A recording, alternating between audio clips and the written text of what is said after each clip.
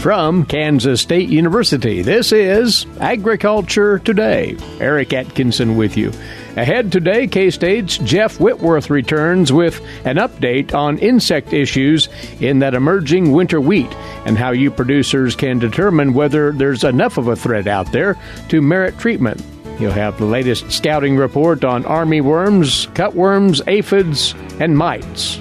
Next up then, from the Washburn University School of Law, Roger McEowen talks about a new ruling out of the U.S. Supreme Court that favors agricultural producers and other landowners, has to do with regulatory takings provisions, and how far up the court system ladder a landowner can appeal an adverse takings ruling.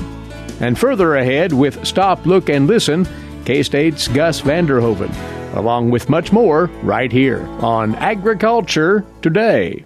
Hamburgers, roast, ribs, steak, or whatever you prefer. Beef, it's what's for dinner. Kansas cattle farmers produce 7.5 million head of cattle per year. It takes about 7 tablespoons of peanut butter to get the same amount of protein in 1 serving of lean beef. Support your local Kansas farmers and ranchers. Eat beef. This message was brought to you by the K-State Animal Sciences Leadership Academy participants.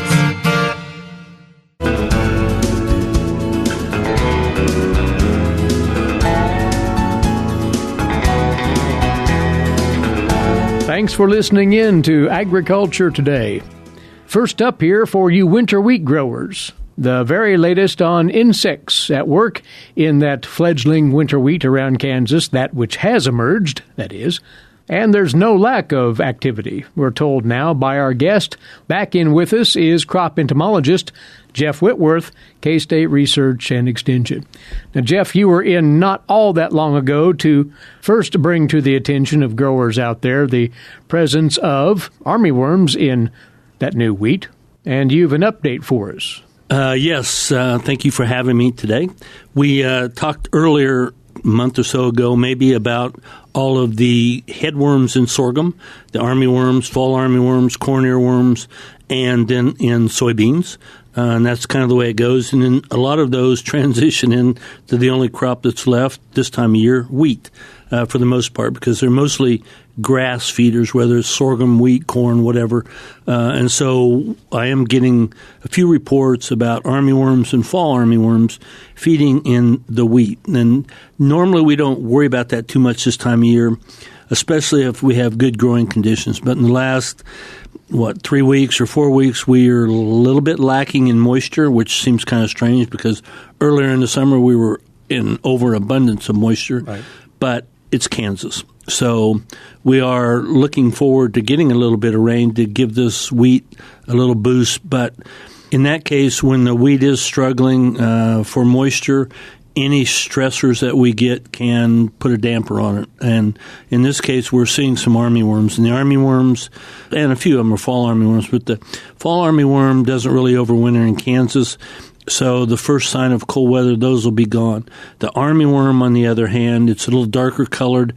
It will overwinter in Kansas in just about any stage, a late larval stage or pupal stage or adult stage. It doesn't matter. But what that means is they're going to be here until they go into diapause or until they go into the overwintering mode. And, I get asked the question all the time, when does that happen? Right. Really and truly, that happens about the same time as wheat goes into dormancy. So the same conditions of photoperiod and temperature that kind of puts wheat into dormancy will also put armyworm into dormancy. Maybe a little earlier they'll quit feeding, but that means they're going to keep feeding at least for the next week, 10 days from the weather forecast I've seen. And if the weather doesn't allow some moisture or we're not irrigating, that wheat might struggle a little bit. So they can feed, and they can feed quite rapidly, quite voraciously for 3 or 4 weeks, and they'll hold that wheat back from getting a good stand. They don't really destroy the stand. They just keep it from growing, and you want to make sure that wheat gets a good root system going into the winter. So be aware if you have worms out there, just about whatever they are, they're going to cause the same kind of damage. About the treatment threshold is 5+ worms per square foot. Now, there's one caveat to that, and that is make sure it's a fall armyworm or an armyworm. If it's an army cutworm, that's a different story. Mm-hmm. We have army cutworms in the state every year, but right now they're really small. And we normally don't notice the army cutworm until January or February when we get a warm period, and they'll still be feeding. They don't go into diapause. They'll feed anytime the temperature's over 45 degrees. And then those are the worms that usually cause problems early on in the spring into wheat or alfalfa or lawn or anything. They'll feed on anything that's green. But those moths came back in from Colorado. The first ones we saw were about a month ago. They're laying eggs, and those eggs had. So those worms are really small. If the worms are a fourth to a half an inch now or larger, they're armyworms. I really don't think they'll go through another generation this year. Now, if we've seen it all the way through November. If it stays warm till December, they may go through another generation and continue to feed. But for the most part, what we're going to see is the tail end, I hope, of the worm feeding, and then they'll go into diapause. But if you have it and the conditions aren't too good for growing, if you, like I said, if you have 5 to 8 or more per square foot and they're half an inch, you might consider treating them. They're really pretty easy to kill right now because they'll be up feeding on the foliage, and the foliage isn't that much that it's going to protect them. So if you use a registered insecticide, it should clean them up pretty well.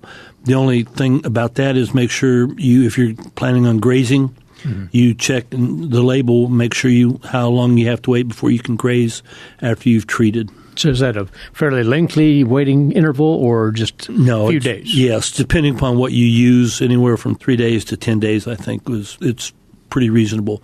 So that's the worm situation. Then we do have some Hessian flies. We always have Hessian flies. Right. I have not gotten any calls yet like I usually do in the fall, but we're still early. Hessian fly is always out there. So if your Hessian fly, if the stand is too bad with Hessian fly infestation, it's about the only thing you can do is plow it under and look for a spring crop to plant next year. And last year in Ellis, Ellsworth counties, we had some fields that were in that kind of condition. So just be on the lookout. If your wheat starts looking, it has kind of a dark gray, greenish color. The leaves are more flattened. If you have that look to it and the plants don't look healthy, check and see if there's some Hessian fly. And you can do that by just pulling up the plant and opening up the leaves, and you'll see the little Hessian fly. We call them flaxseed, little mahogany-looking seed-like things. That's the Hessian fly. Another pest, Jeff, that you say producers might want to be on the watch for, although it's not abundant at the moment, would be aphids. There are aphids in the state. And the aphids, as you know, they're here every year. They come in the spring. They over summer in volunteer wheat. That's one of the reasons why we keep hammering on get rid of the volunteer wheat. Get rid of the volunteer wheat all year long, or at the very least, 2 weeks prior to planting. There's some lush fields of volunteer wheat out there right now as we speak. And the fields I've checked, they are doing exactly like we tell you. They host aphids, and there's aphids, there's armyworms, there's Hessian fly, all these pests, and I'm not even talking about some of the pathogens that they harbor. They're in the volunteer wheat. So, yes, there are aphids. There's probably not as many aphids, the bird cherry oat aphid or the green bug, as I've seen in years past, but we're still early as these fields start coming on if we don't get cold weather. The aphids reproduce parthenogenically, which means they don't have to look for a mate. They don't have to wait to lay eggs. They don't have to wait for the eggs to hatch. The females just produce females, and those females produce females. So those populations can explode quite rapidly. And remember, that's the vector of barley yellow dwarf, one of the viral diseases that we're always on the lookout for in the state. At least that's the main vector. There are several different aphids that can vector barley yellow dwarf, but that's something we need to consider, especially in the volunteer wheat. If you have volunteer and it's looking pretty good, but it's got the yellow, reddish streaks in it, you might want to get out and check it out, and you might want to get rid of it right now. Control it as soon as possible, because those could be a symptom of barley yellow dwarf. All right. And let's talk mites in wheat. 2 strains, the wheat curl mite and We're all familiar with the disease troubles it can stir up, as well as winter grain mites, you say, Jeff? Yes, the wheat curl mite has been advancing across the state from west to east. From our sampling, I mean, it's always been all the way across the state, but we're starting to see more of them, of the wheat curl mites, as they go from west to east. We used to say it was mainly a problem in about the western third of Kansas, but now we're seeing them all the way across the state, and they were real problems even in Dickinson and Saline and Marion counties the last couple of years. So, again, the way the winter grain mites and the wheat curl mite is moved is by the wind. They hardly can move much on their own. They're real little tiny microscopic things. The wheat curl mite can vector wheat streak mosaic. The winter grain mite, those are going to be more evident as we get into cooler weather. Anytime the temperature's from 30, 40 degrees in the evening, that's the ideal temperatures for the winter grain mites. They don't really vector in diseases, but they will start turning the wheat plants silvery or yellow because they feed on the individual cells of the plant, causes that cell to die, and then the plant overall will turn a yellowish color. And they can be most noticeable under dry conditions. Again, if we got good growing conditions, they're probably not going to cause a problem.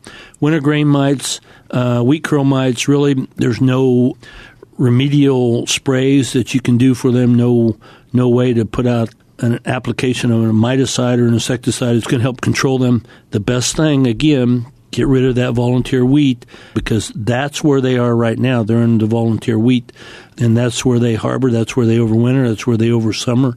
And they, like I said, the only way they move is, well, not the only way, but the main way they move is on the wind. So the wind will move them from the volunteer to the domestic or the planted wheat, and then we have problems. So, again, get rid of the volunteer. There's some really nice, lush fields of volunteer around right now in the middle of October as we speak.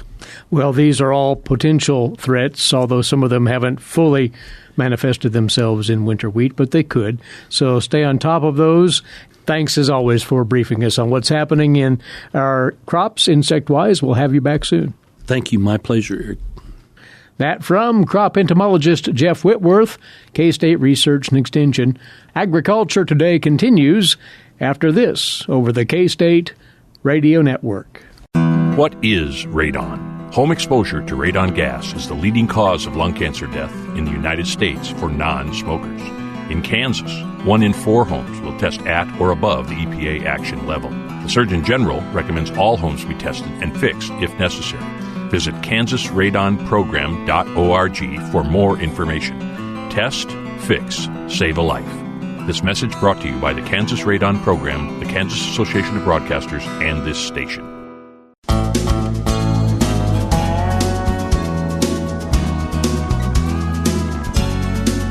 You're listening to Agriculture Today. Welcome back. And once more, it's our regular get-together with Roger McEowen, a professor of agricultural law and taxation at the Washburn University School of Law. Roger, we are going to tackle a topic that you've covered in your blog posts recently. This was up last Friday, October the 11th. A subject that we have addressed many times, but we want to get into a recent court case regarding the protections for landowners and others under the Takings Clause of the Constitution. And this is a highly important protection for agricultural producers. It sure is, Eric. Of course, the federal government has the power to take your property if they want to. That's an inherent power of government. But the Constitution says they have to pay for what they take. And so when that impacts a farmer, a rancher, or a rural landowner, or somebody with a business, and the government comes in and says, well, we want to widen the road, or we want to put in a park, or something like that, it's supposed to be for a public use, and there's been litigation over what that means. That's not our topic today. But they have to pay the fair market value for that property. And that's usually where the battles are in the court system with respect to property that has actually been taken. But really, there are two types of takings. One is the one that's recognizable, and that's the physical taking, as I mentioned, where the government comes in and says, we want to condemn some of your property, we want to take it because we want to widen the road, or we want to put in a park. But then there are what we call the non-physical or regulatory takings, where the government action or their conduct becomes so heavy-handed that basically the landowner loses the rights or certain rights to use their property, either fully or in certain ways. That has the effect of being a taking, and that's also compensable. And there's a load of case history addressing several variations, if you will, on regulatory takings, correct? Yeah, there are. Basically, what we look for now is a kind of a multi-factor balancing test. There was a key case back in 1978, and that's where the U.S. Supreme Court set this test out. And they basically said there that when governmental regulation of private property becomes so burdensome that a taking has occurred, there are indicia of that. And this is the famous Penn Central versus New York City case. And they said there that a landowner cannot establish a taking simply by being denied the ability to exploit a property interest that they think is available for development. In other words, I buy a property and it's got developmental potential in it, so I'm going to hold it to experience that appreciation in value, or I'm going to go ahead and develop that property and turn a profit on my development of that property. The court said, well, that's not enough. If the government comes in and says, well, you have to have a permit, or there's a wetland on there and you can't develop it, or something like that, the court said that's not enough. What they said is, in deciding whether particular governmental action amounts to a taking, we have to look at the character and the nature and the extent of that interference with property rights as a whole. That's where the focus should be, rather than on what they said were discrete segments or the owner's property rights. And back in 2005, the court again confirmed that multi-factor test and said that is the touchstone for deciding when a regulation is a taking, and it's whether the restriction on the property usage is functionally equivalent to a physical taking of the property. So we still get litigation over that, but it is a multi-factor test based on the facts and circumstances as a whole. Well, with that as a baseline here, let's leap forward then to this most recent court decision, actually by the U.S. Supreme Court. It looks at regulatory taking at the state and local level and the availability of federal court relief upon appeal by, in this case, a landowner. What were the circumstances here? Yeah, this is a very, very important case, and this is what we're leading up to is a decision of the U.S. Supreme Court during the last week of their term that ended this past summer at the end of June. And, of course, the court just started up again in its new term earlier this month, just a few days ago. So I'm going back to basically one of the last decisions that the court has rendered, but it was late June. I think it's of monumental importance to farmers and ranchers and rural landowners in particular, because often governmental regulation of our property and our property rights comes not only at the federal level, but maybe more often at the state and local level. So if you can have the same thing occur by a state government or a local government or a municipal government. And the question is, if you seek compensation, then your remedy would be at the state level. But what if you're denied? Can you then jump to federal court? Well, the U.S. Supreme Court in 1985 answered that question, and they said, well, if a state provides an adequate process for seeking just compensation, and you go through that process and you don't get compensation, in other words, the court says, no, that's not a taking. The court said there is no Fifth Amendment violation, and that's where the takings clause is at under the U.S. Constitution. So there's no Fifth Amendment violation until the landowner has used that procedure and has been denied compensation. In other words, you have to go through that state process, exhaust that remedy before you can get to federal court. However, there's a problem with that. There's a catch-22. There's another provision in the U.S. Code that says that the resulting failure, the effect of that failure to get compensation at the state level, means that you do not generally have recourse in the federal courts because there is a preclusive effect of that state court judgment. You've already litigated the same issue in the state court, therefore you can't go to the federal courts and have it relitigated again. That is an absolute hammer. So if the regulation comes at the state level, you don't get compensation at the state level, you exhaust all those remedies, you have no remedy in federal court. Which could be a very negative consequence, obviously, for a landowner if they fail to prove the takings case at the state level. So this latest case tried to press the issue, if you will, on this catch-22, as you call it. Yeah, that's right. What we've got here is a landowner that's got a 90-acre farm in Pennsylvania, and she grazes horses and other animals on that farm. And she's got a small graveyard where ancestors of her neighbors were buried on that farm. It is a private graveyard. It's a private cemetery. Mm-hmm. In Pennsylvania, those what are called backyard burials are permissible under state law. Now, in late 2012, the township where her farm was located passed an ordinance that required all cemeteries to be kept open and accessible to the general public during daylight hours, and it applied to that private cemetery on her property. Well, in the next year, the township notified her that she was violating the ordinance because it was fenced off. She wasn't letting people come into the cemetery. It's on her private property. She said, I don't want the public coming on my property. So she sued in state court to get declaratory and injunctive relief on the basis that the ordinance was a taking of part of her property rights, but she didn't seek compensation by virtue of an inverse condemnation action. So what happens here, the case was pending. During that time, the township said, okay, we won't enforce the ordinance. And so the trial court looks at this and said, well, there's nothing for us to rule on because they're not enforcing the ordinance while the action is pending. But the landowner said, well, the minute you drop the case, then they're going to enforce the ordinance on me. I'm going to be back, and then they're not going to enforce the ordinance. And so she's caught in this loop, and she can't get out of it and would like to go to federal court. And so she attempted to make that happen, and it eventually did reach the U.S. Supreme Court to render a decision on whether she, in this case, did have relief at the federal level or the availability of that. Yeah, that's right. She jumps into federal court, and the trial court, Middle District of Pennsylvania, said, well, the U.S. Supreme Court says that you don't have a remedy here, and you got the preclusive effect of the state court process being concluded, and they said, well, you can't sue because the township is not enforcing the ordinance, so you can't jump to federal court. You're precluded from coming here. And the appellate court, the federal appellate court, affirmed that. So she asked the Supreme Court, the U.S. Supreme Court, to hear the case, and the court did. And in a 5-4 decision, keep in mind how closely split the court was, Chief Justice Roberts, joined by Alito, Gorsuch, Kavanaugh, and Thomas, reversed. And they pointed out, look, there is a distinction between the substance of a right and the remedy for the violation of that right. And it's the takings clause of the Fifth Amendment that establishes that the government can only take private property by paying for it. And so they said that the government's infringement on private property is the event that triggers possible compensation.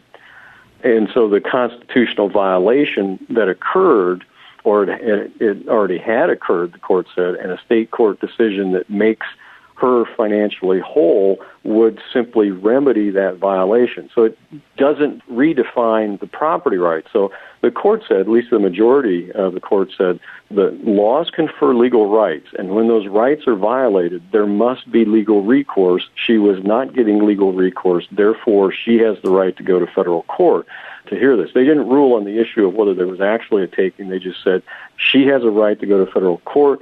She can bypass that state court process, go right to federal court. And that's why this opinion is so big for farmers and ranchers, because that's going to cut out, for one thing, a lot of legal expense in trying to exhaust your remedies at the state level. You have a violation of the potential violation of your constitutional rights. The court said that is redressable at that point in time.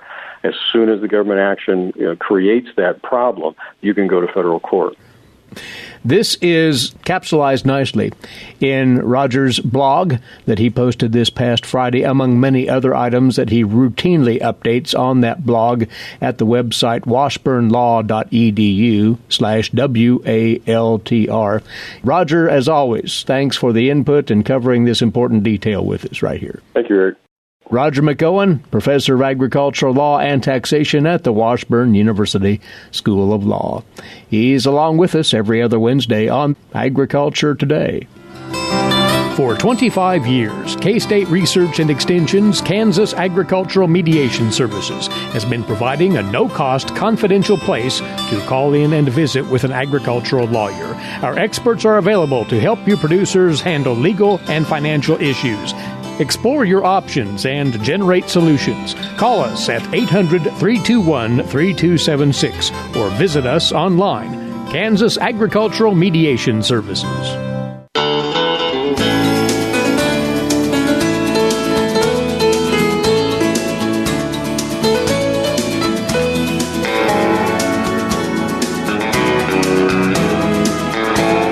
Now in our 95th year of broadcast service to Kansas and Central Plains agriculture, this is the K-State Radio Network and Agriculture Today.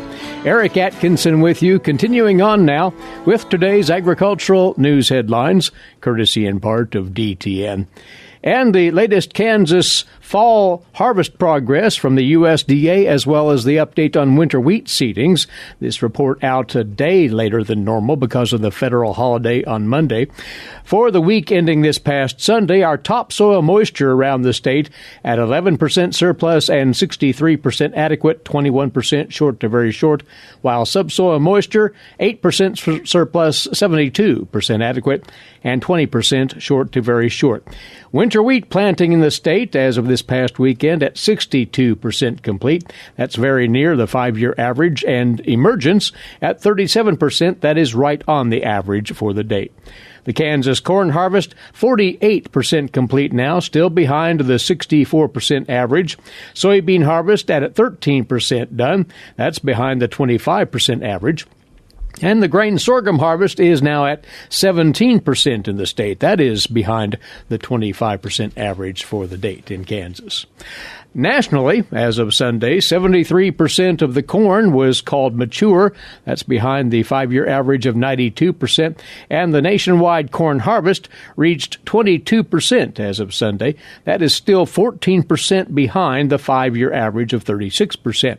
North Dakota's harvest just 1% complete. Wisconsin only 3% done. South Dakota, Michigan, Minnesota, and Iowa just 5 to 7% complete with their corn harvests. Soybean harvesting 26% done. That is still 23% behind the 5-year average. North Dakota only 16% complete. South Dakota 13%. Missouri and Wisconsin in the 13 to 15% done range. And winter wheat planting progress nationally at 65%. That's equal to the average. Winter wheat emergence at 41%. That's very close to the average as well.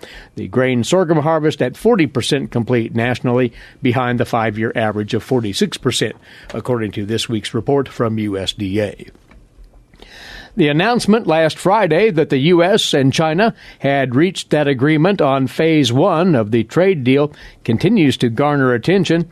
Treasury Secretary Steve Mnuchin commented on the situation Monday in an interview with CNBC, telling that news service that the two sides, quoting here, made substantial progress last week in the negotiations. We have a fundamental agreement, he says. It is subject to documentation, and there's a lot of work to be done on that front, in Mnuchin's words. He said the deal includes very significant structural issues in agriculture, as well as the promise of buying up to $50 billion of U.S. commodities. China, he said, had some concerns as to whether our farmers can meet those numbers. We think they can, said Mnuchin. The next phase is deputy-level calls that will be going on this week. Mnuchin and U.S. Trade Representative Robert Lighthizer said they'll have a principal-level call next week with the Vice Premier.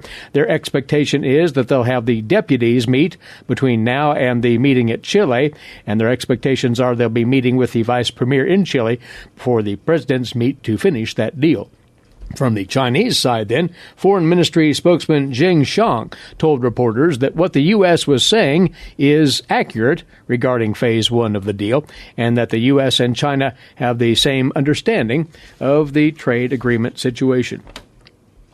Meantime, the president of Mexico, Andres Manuel Lopez Obrador, has sent a letter to House Speaker Nancy Pelosi asking her to speed up the process of ratifying the U.S.-Mexico-Canada trade agreement. That's according to reports out of Mexico City. Obrador said the letter was a follow-up to a visiting delegation of House Democrats last week, that there was agreement, and he said, quoting him, "I took the opportunity to send Mrs. Pelosi a letter explaining that it is in the interest of the three nations that this deal is approved." Meantime, indications are that the votes are there for ratification of the trade deal in both the House and the Senate. A vote is possible as soon as November. It may hold off until December, though. Contacts believe that Pelosi may not have the majority of her membership that will vote for ratification, but will have enough of them, along with House Republicans, to clear the measure. Well, you producers are now receiving those ARC and PLC payments, or should be, for your crops covered from last year's production Here's an update on that from the USDA's Rod Bain. Farmers that enrolled in either the agricultural risk coverage or price loss coverage programs for crop year 2018 have received or are soon receiving payments related to these Farm Bill Farm Safety Net programs. USDA Farm Service Agency Administrator Richard Fordyce says for last year and those covered commodities that met payment triggers. Those started last week, about $1.5 billion. There's some additional calculations that'll need to be done on some other crops, and a potential another $1 billion in November could go out. Payment rates for some oilseed crops, chickpeas, and long and medium grain rice are still being calculated. Producers enrolled in the 2018 ARC County program can visit this web address, www.fsa.usda.gov/ARC-PLC, for payment rates applicable to their county and each covered commodity. PLC crops that met payment triggers for last year include barley, corn, grain sorghum, peanuts, and wheat. I'm Rod Bain reporting for the U.S. Department of Agriculture in Washington, D.C. And lastly, congratulations, in order here. A Kansas State University student took top honors, and the K-State Crops team placed second at the Australian University Crops Competition recently. That event, hosted by the Australian Grain Growers Organization, held at the University of Adelaide in South Australia. From Solomon, Kansas, Luke Ryan won the top individual honors. The University of Sydney as a team placing first in the competition, K-State's team second. Charles Sturt University from Australia was third. The K-State Crops team members, in addition to Luke Ryan, Jaden Meyer from Smith Center, Wes Jennings of Abilene, Nate Dick of Inman, Madison Tunnel of Olathe, and Blake Kirchhoff of Hardy, Nebraska, the team accompanied by K-State agronomist and team coach Kevin Donnelly. This was the fifth trip for the K-State team since 2012 to participate in this Australian competition. It spanned 3 days and included a seed identification section, 3 examinations over production of selected Australian crops, a business management problem, field yield estimates and management recommendations, and a live crop, weed, and disease evaluation component. Now, the sponsors of this included the American Society of Agronomy, as well as Kansas Grain Sorghum, Kansas Corn, Syngenta, and the K-State Department of Agronomy, all chipping in to support that trip. The College of Agriculture also providing an international travel scholarship for the K-State students. So again, congratulations for the Kansas Crops team for another rousing success. This is Agriculture Today. Did you eat today? Thank a farmer. A way to get more involved in agriculture is through 4-H and FFA. Through 4-H and FFA, we have been given multiple opportunities to grow as leaders and learn more about agriculture. You can learn skills related to jobs, public speaking skills, and you get the opportunity to travel around the country and meet new people. If you want more information about getting more involved in 4-H and FFA, visit them on their websites at kansasffa.org and kansas4h.org.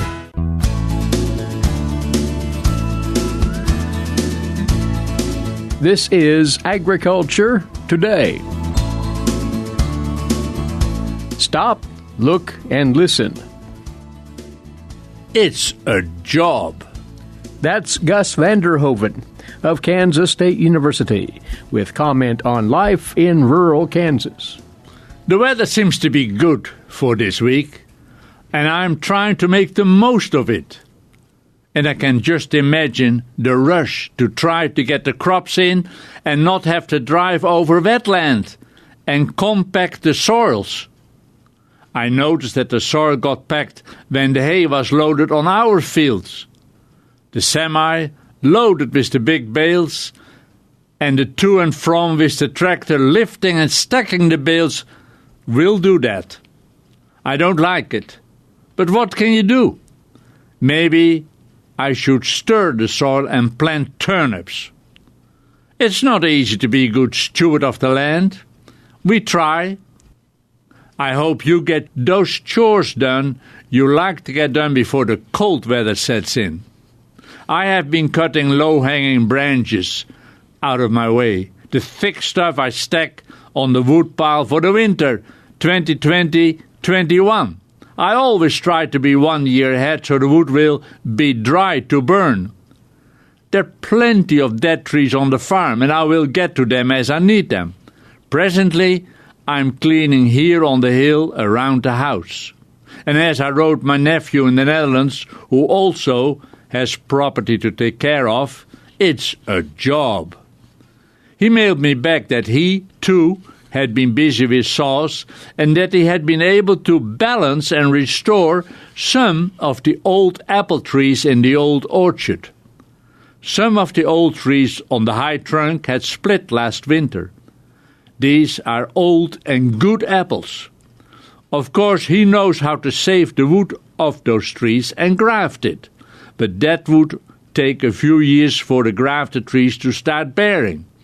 But he's attached to the old trees, as I would be. On top of that, there's the challenge of, can I save that tree? Apparently he did, as the old tree has sprouted and made new branches quite well balanced.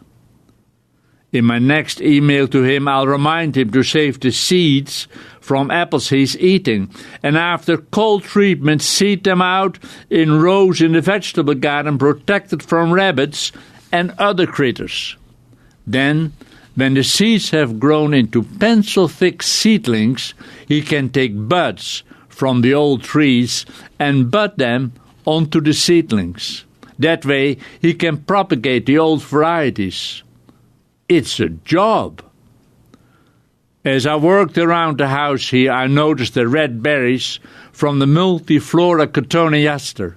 Years ago, I planted one shrub in front of the pole shed. The birds have taken the small red berries, and they have planted them along the woodland edge. I plan to pick some more berries and scatter them with hope and expectations that they will sprout. It's a big shrub, only good for parks and large spaces. But I like its rambunctiousness. It looks and acts like a wildling. On Monday morning, while there was no wind, I lit the brush pile. It burned quite well until I started to lay green branches on top. They never burned, and are now the start of the next burn. It's a job. But this Tuesday morning there was a nice breeze, and as I was working, I kept looking at the Osage orange tree branches swaying, its heavy branches loaded with the hedge apples. The apples were ripe to come down, and I could hear them falling. It didn't take long for that heavy branch loaded with fruit to become lighter. Remember, it's only the female Osage orange tree which bears the big fruit. The male trees does not bear fruit. It's a great tree to have in the yard. At least, I think so. Part of its branches are laying on the brush pile. Part is firewood. Oh yes, I know it will spatter and burn holes in the carpet, but I will let it dry. I also cut and saved 2 good fence posts. They are too heavy for me to lift by myself, but I can tip them. They're good posts. As I kept working around the house, I closed and checked small openings where mice might enter looking for a warm place this winter. I noticed the entrance to the crawl space in the garage was not tight. I fixed that. Old man crawling on bony knees in a small space is not funny. But I got it done to my liking, and I know it is mouse-proof. It's a job. What I like about this time of the year is that the rush, the force of nature is gone. The lawn, or as in my case just grass, does not grow like crazy anymore. You don't have to mow once or twice a week. I think I will mow one more time, and that's it. Now another job waiting is to take care of all the potted plants standing on the deck. Those which I want to overwinter in the border, in the open ground, or are pruned back and go into the greenhouse inside the garage. The trick here is to keep them as long as possible on the deck because of the color and greenery they provide, especially the colorful mums right now. But petunias and geraniums are also still blooming. But bringing them inside is much more pleasant job on a nice day, so I'm watching the weather. Today, I will pick the last of the small-sized tomatoes growing in containers. Then, the dying plants go to the brush pile and the soil is recycled on the soil heap. As the weather permits, I will spread the old soil out, empty the pots, and I will start mixing new potting soil for next year. I will add sphagnum moss and other good stuff and turn it to make a good mix. It too is a job. Here is a toast to autumn. Enjoy and make good use of the weather while it lasts. Winter will come. This is Kansas. Gus Vander Hoeven of Kansas State University with his weekly commentary on life in rural Kansas. Our time's away for today. Thanks for listening in. Eric Atkinson here for Agriculture Today over the K-State Radio Network.